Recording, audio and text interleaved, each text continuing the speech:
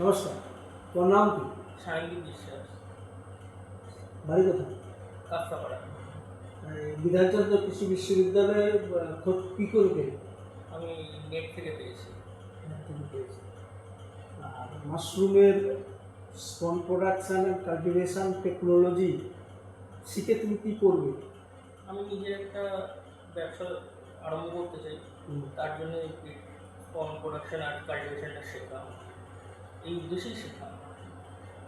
এখানে তো 1 মাসের কোর্স জানো, হ্যাঁ, এটা সার্টিফিকেট দেওয়া হয়। হ্যাঁ এই সার্টিফিকেট নিয়ে তুমি বিজনেস করবে, হ্যাঁ লোনও পেতে পারো। ও, তাহলে তোমার ট্রেনিংটা কেমন লাগছে?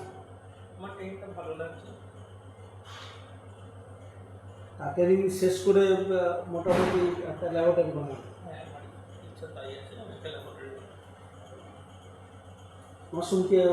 মাশরুমের বীজ বিক্রি করে ইনকাম করবে।